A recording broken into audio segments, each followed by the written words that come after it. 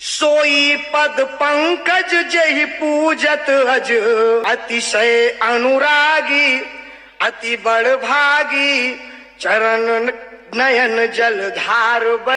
सोई पद पंकज जहि पूजत अज, मम सिर धरे उक्राल हरि। जो चरण जिसके लिए बड़े बड़े मुनिवर, बड़े बड़े योगींद्र मुनींद्र वो तपस्या करते हैं, लेकिन उन चरणों को नहीं प्राप्ति कर पाते हैं, वो चरण आज स्वयं चलकर मेरे सिर पर आ गए हैं। इससे बड़ा वरदान और क्या हो सकता है प्रभु। मेरे को तो दो दो वरदान मिल गए एक श्राप के कारण। माता अब जो हो गया सो हो गया। आपको मैं गौतम जी के पास डांट फटकार के भी गौतम जी को बुलाता हूं, और भेजा भी राम जी ने। ले गए माता अहिल्या गौतम ऋषि जी महाराज, और जब ले गए ना तो एक घटना और घट गई। घटना ये घट गई, माताओं बंधुओं की ध्यान दीजिएगा, घटना ये घट गई कि भाई नीचे प्रभु श्री राम ने चरण स्पर्श किया, और चरण स्पर्श करके माता प्रकट हो गई। और प्रकट हो गई तो प्रकट होने के बाद अपना चली गई जहां जाना था। तो जो और जितनी माताएं थी, हमारी जो माताएं हैं, माताओं का मैं बहुत बहुत देखिए एक बात बता दूं आपको, ये हमसे कोई कह रहा था महाराज जी ने माताओं का थोड़ा कल मजाक किया। देखिए मजाक उनका किया जाता है जिनसे प्रेम होता है, जिनसे श्रद्धा होती है। और बता दो देखिए जनता में जो रेशियो माताओं का है उसमें भैया मुझको ढीले लग रहे हैं। माता क्योंकि श्रद्धा ही टिकी है उन पर, धर्म ही टिका है। तो देखिए माताओं का एक मजबूरी, एक बेबसी भी बता दूं आपको। ये अपार्टमेंट तो है ही, माताएं क्या करती हैं कि मान लीजिए कि नीचे झगड़ा हो गया भयंकर, बिल्कुल गाली गलौज और सब झगड़ा चल रहा है, तो जो हमारे भैया लोग हैं तो भैया लोग लेंगे तुरंत नीचे जाएंगे और मुंह से मुंह लगा के भी सुन ले तो कोई बड़ी बात नहीं है, एकदम अपना मुंह घुसा लेंगे अंदर, क्या हुआ और झांकेंगे क्या हो गया। लेकिन बेचारी माताएं थोड़ी ये कर सकती है, क्या हुआ तो क्या करेंगी, वो खिड़की से केवल देखती रहेंगी, झांकेंगी क्या हो रहा है, क्या झगड़ा हो रहा है। तो जब दूर से खिड़की से व्यक्ति देखता है तो सुनाई थोड़ी पड़ता है, केवल दिखाई पड़ता है। माजरा क्या था ये थोड़ी समझ में आएगा, देखा है केवल। तो माताएं भी जितनी मुनि पत्नी थी, जितनी साध्वी थी, जितनी तपस्विनियां थी, वो सब देख रही थी, केवल खिड़की से झांक रही थी। तो वो जब खिड़की से झांक रही थी तो उन्होंने केवल ये देखा कि अरे हमारे आश्रम के सामने एक दो दूसरा आश्रम था, मतलब पहले आगे उधर से कोई चले आ रहे हैं लोग, और वहां पे एक पत्थर रखा था। तो पत्थर रखा तो उन्होंने पैर छुआ, तो पैर छूते ही अरे वो तो कन्या खड़ी हो गई। और वो महाराज वहां रहते थे पहले एक, तो जो साध्वी तो महाराज जी के पास भेज दी उन्होंने वो कन्या। तो उनको लगा कि अब आगे तो हम लोगों के आश्रम सब आ रहे हैं, हमारे आगे भी कंकड़ पत्थर सब रखे हुए हैं, तो जाने किसका पैर फिर ये किस पत्थर में छुआ दे, फिर जाने कौन प्रकार। और हमारे आश्रम के सामने तो हमारे घर में आएगी, और हम तो हैं ही पहले, हम कहां जाएंगे डर के मारे। एक बात बता दूं आपको, ये स्वच्छ भारत अभियान ये आज का दिया हुआ नहीं है। लगी सारी माताएं झाड़ू लगाने, कंकड़ पत्थर साफ करने, पैर ना छू जाए प्रभु का, पैर ना छू जाए। मन से नहीं कह रहा हूं, गीतावली बालकांड गोस्वामी तुलसीदास जी महाराज लिख रहे हैं कि परत पद पंकज ऋषि रवनी, भाई है प्रगट अति दिव्य देह धरी, भाई है प्रगट अति दिव्य देह धरी, मानो त्रिभुवन छवि छवनी, परत पद पंकज ऋषि रवनी। एकदम सुंदर माता अहिल्या प्रकट हो गई। तो उन्होंने सबने सोचा, माताओं ने साध्वी ने, कि देखी बड़ो आचरज मुदित मनु, कहती हर्षिय तवनी ऋषि तरनी। जितने लोग थे, देखी हर्ष ऋषि भवनी, क्या कह रही है सारे ऋषियों की पत्नी, कि जो चली है रघुनाथ पया देही, तो शिला न रही अवनी। अगर वो चलने लग गए ना तो पत्थर बचने नहीं वाला है। अगर ऐसे ये चलते गए तो न जाने कितनी कन्याएं, न जाने कितने लोगों को जबरदस्ती फिर से विवाह करना पड़ेगा। तो सारी माताएं साफ कर रही हैं झाड़ू, प्रभु मुंह लटकाए चले जा रहे हैं। ध्यान दीजिए, मुंह लटकाए हुए, थोड़ी देर बस और चर्चा हो, मुंह लटकाए चले जा रहे हैं। विश्वामित्र जी महाराज ने कहा, राम मुंह क्यों लटका है तुम्हारा, क्यों लटका है? कहा, प्रभु मेरा मुंह इसलिए लटका है गुरुदेव कि मैंने इस संसार की रचना की, पृथ्वी बनाई, और पृथ्वी बनाने के बाद भी ऐसे ऐसे पाप होते हैं।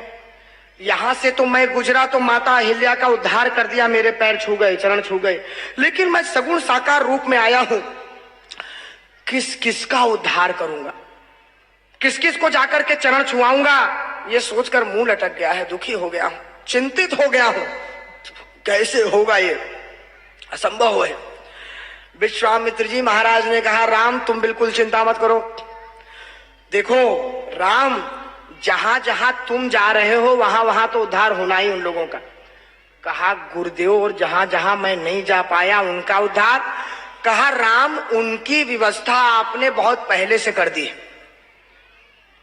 जहां जहां आपके चरण नहीं जा पा रहे ना, वहां एक ऐसी व्यवस्था आपके चरणों के द्वारा ही हो चुकी है कि समाज के लोग, इस संसार के लोग जाकर के उस स्थान पर और अपने सारे पाप को धो सकते हैं, खत्म कर सकते हैं, उद्धार। कौन सी जगह है प्रभु? बोले, चले राम लक्ष्मण मुनि संगा और गए जहां जग पावनी गंगा। माता गंगा संगम तीर्थराज गंग अवनि थल तीन बड़े रे, जय किए साधु समाज घनेरे। माता गंगा की उत्पत्ति राम आपके इन्हीं चरणों से हुई है, वामन भगवान के रूप में, और यह सबका उद्धार करेंगी, सबके पापों का नाश करेंगी। राम जी का तो और मुंह लटक गया, और दुखी हो गए। राम अब क्यों दुखी हो तुम? गुरुदेव मैंने क्या इस संसार की रचना की थी कि कुछ लोग तो जिनके पाप हम धोएं, माने लोग पाप करते रहे और कुछ के पाप हम धोएं और कुछ लोग जाके माता गंगा में पाप धोएं। माने क्या यही करने मैंने इस संसार को बनाया था कि लोग पाप करें और धोएं? पापियों का संसार बनाने के लिए मैंने सब इतनी मेहनत की थी, बड़ा दुखी हूं प्रभु। विश्वामित्र जी महाराज ने कहा, राम चिंता मत करो, राम सिक्के के दो पहलू होते हैं, अभी तुमने सिक्के का केवल एक पहलू देखा है, इसलिए दुखी हो। देखिए माताओं बंधुओं, बड़े हर्ष की बात है आज मुझे लग रहा है कि हमारे स्प्रिंग ग्रीन से भी कई लोग आए हैं, ओमेगा ग्रीन से, और सबसे आए हैं, बाहर आसपास के गांव से आए हैं। आज कोई देखकर ये कहेगा कि धर्म की कमी है लखनऊ में, आध्यात्मिक कमी है, कथा के प्रेमी कम है, राम जी की भक्ति कम है लोगों में। आज सिक्के के दो पहलू होते हैं, सदैव याद रखिएगा। कहा, राम तुमने अभी एक पहलू केवल देखा इसलिए दुखी हो। क्या मतलब? कहा, राम जिन जिन लोगों को तुमने देखा वो देहवादी विचारधारा के लोग थे, देहवादी परंपरा के। ये क्षिति जल पावक गगन नीरा पंच रचित अति अधम शरीरा। पृथ्वी जल आकाश वायु अग्नि, इससे बना हुआ ये शरीर, और लोग जो इस देह को ही सेने में, सेवा करने में, इसी की देखरेख में लगे रहते हैं ना, जो इस देह और शरीर से ऊपर ही नहीं बढ़ पाते, अभी तक तुमने केवल उन लोगों को देखा है। इसलिए शरीर की सेवा करनी है, शरीर को भोग करवाना है तो पाप भी करने पड़ेंगे, बेईमानी भी पड़ेगी, क्योंकि भोगों का तो कोई अंत है नहीं। एक कमरे में छोटे से आप 15 बाई 18 के चाहे तो करोड़ का सामान ला के रख दे। अरे एक एक तस्वीर करोड़ों करोड़ों की होती है, कोई थोड़ी है उस बात का, और उसके लिए तो कोई पसीने से तो आएगा नहीं, वो तो कहीं ना कहीं कुछ ना कुछ होगा या पुश्तैनी बात जो भी हो। कहने का अर्थ है माताओं बंधुओं, राम जी से विश्वामित्र जी ने कहा, ये जो पाप अभी तक तुमने देखे ना सब, ये देहवादी लोग, देहवाद से ऊपर नहीं बढ़े। आओ राम, अब तुमको मैं ऐसे नगर ले चलता हूं जो इस देहवादी परंपरा से ऊपर। यदि इस देह से ऊपर चले गए शरीर से ऊपर आपने सोच लिया, अगर ब्रह्म का चिंतन कर लिया, सब में परमात्मा को देख लिया, तो पाप खत्म हो जाएगा, आप समाप्त हो जाएगा, सब में प्रभु का दर्शन करने लग जाएंगे, चोरी बेईमानी डकैती चली जाएगी। कहाँ ले चल रहे हैं गुरुदेव? और राम तुमको अब देहवादी के अलावा जो दूसरा नगर है उनका दर्शन करा दे, तो हर्षि चले मुनि ब्रद सहाया, और बेगी विदेह नगर नियराया। विदेह नगर, जनकपुरी, मिथिला नगर। भगवान श्री राम जब जनकपुर के अंदर पहुंच रहे हैं तो क्या देखते हैं कि पूर्व रम्यता राम जब देखी, हर्षे अनुज समेत विशेखी। दोनों भाई हर्षित हो गए, प्रसन्न हो गए।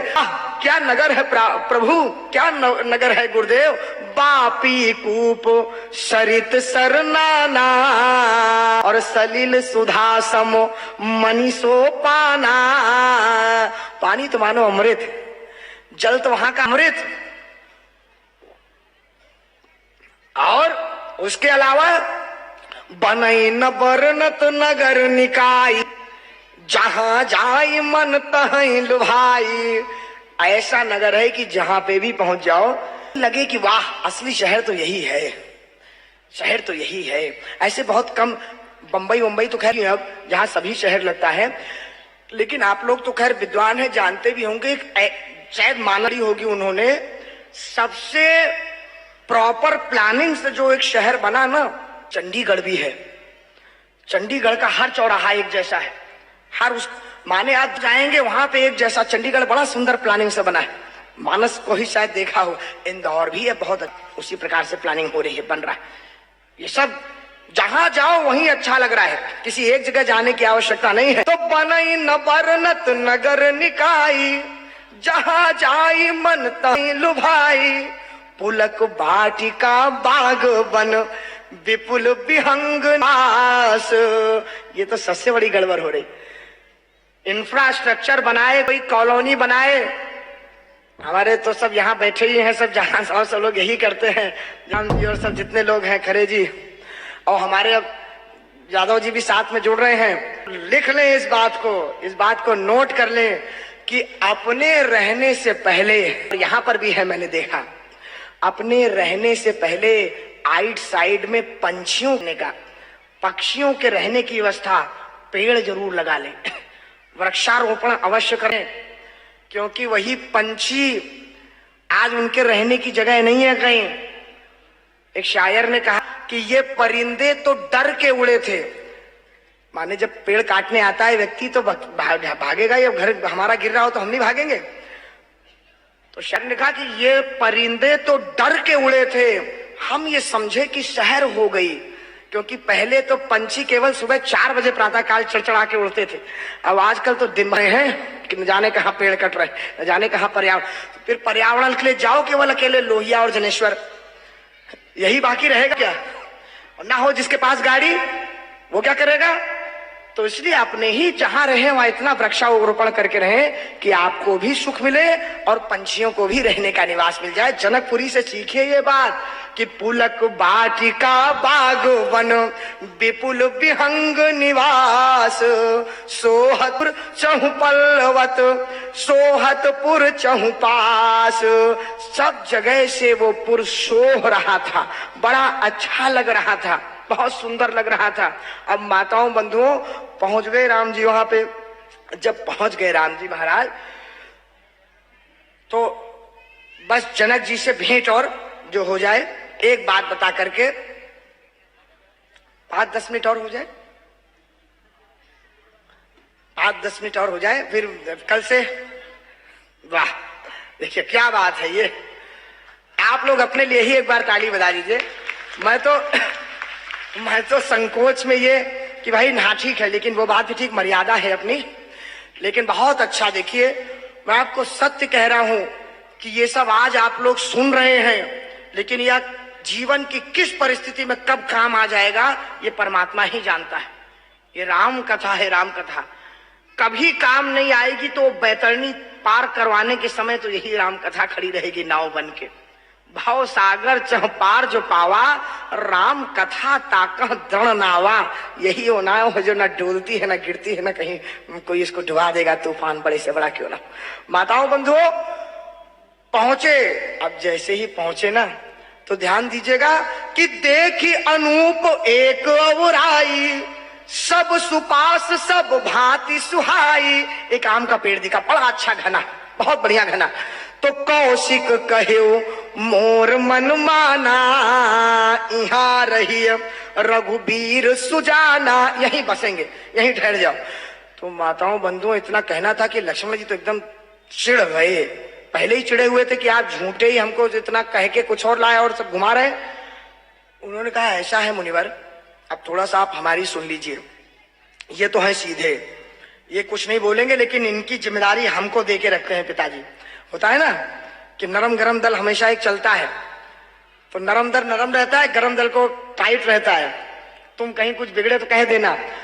परशुराम जी, लेकिन यहाँ ऐसा नहीं था, राम जी ने सब नहीं किया था। परशुराम जी महाराज को यही गलती हो गई थी कि तुम दोनों नरम दल वाले हो और तुम नौटंकी मचा रहे हो, ये पीछे से इसको लगा रखा है तुमने, ये हमारी बेइज्जती की जा रहा, तुम मजा ले रहे हो, सब मिली भगत दोनों भाइयों की। तो होता है। तो लक्ष्मण जी ने कहा देखो ऐसा है कि आप हमसे बात करिए, हम है मैनेजर। क्या मतलब? क्या मतलब ये है कि हम चक्रवर्ती सम्राट के राजकुमार हैं, भूलिए मत। आम वाम के पेड़ के नीचे नहीं रुकेंगे हम भाई। प्रोटोकॉल होता है, एक बड़ा व्यक्ति, बड़ा मंत्री, बड़ा अधिकारी जब किसी में जाता है तो वहां का प्रोटोकॉल होता है कि वो सरकार उसको व्यवस्था देती है, गेस्ट हाउस देता है, रहने की व्यवस्था देता है। आप बात करिए, चक्रवर्ती सम्राट राजकुमार के बेटे हैं हम, चक्रवर्ती सम्राट अपने राजमहल में जगह देंगे। विश्वामित्र जी महाराज ने कहा ये पहली बात तो ये है कि बेटा तुम्हारा गुरु हूं, गुरु, और 14 वर्ष अभी नहीं पेड़ों के नीचे काटना है दोनों को, ज्यादा सुकुमारी न झाड़ो। अभी से ट्रेनिंग दे रहा हूं, अभी से अभ्यास कर लो कष्ट भोगने का। पेड़ के नीचे बैठ जाओ, राजमहल की आदो। क्या मतलब? विश्वामित्र जी कोई मतलब कुछ नहीं। उन्होंने कहा मतलब ये है कि हम फकीर हैं, महात्मा, हम ऐसे राजवाज महलों में जाते नहीं, घूमते। जिनकी बात हो जनक जी हमारे पास आए, हम महात्मा है, वो आएंगे हमारे पास कि हम उनके पास जाएंगे। राजवाज महलों में नहीं जाते। हम लोग के बड़े प्रिय शायर हैं मुनव्वर राणा साहब, मैं चर्चा करता रहता हूँ। एपी मिश्रा साहब हम लोग सबके बहुत बहुत अत्यंत प्रिय हैं। वो कहते हैं कि कलंदर संगमरमर के मकानों में नहीं मिलता, कलंदर संगमरमर के मकानों में नहीं मिलता, और मैं असली घी हूं, बनिए की दुकानों में नहीं मिलता। असली घी तो घर में ही बनता है, शुद्ध घी। लेकिन इससे यहाँ का जो बनिया है वो गुस्सा मत हो जाइएगा, क्योंकि यहाँ बनिया समाज ही बहुत बैठा है। तो एक बात आपको मैं बता दूं, माताओं बंधुओं, इस संसार के, इस देश के आप यही है कि सर्वश्रेष्ठ नागरिक, उत्तम नागरिक, अच्छे नागरिक कौन है? लिखा रहता है ना लिंग पे, पोस्टर पर, अरे भाई देश के अच्छे नागरिक बनिए। बात तो वही है, लिखा रहता है देश के अच्छे नागरिक बनिए, तो बनिए कौन? आप ही लोग तो है भाई, देश के अच्छे नागरिक बनिए। वो साथ साथ दूसरा कोई है ही नहीं, दूसरों के पास वो अच्छाई गुण है ही नहीं जो आप लोगों के पास। और वो गुण क्यों है? देखो मैं मस्करी में नहीं कह रहा हूं, सचमुच ये गुण प्रभु ने आपको दे रखा है।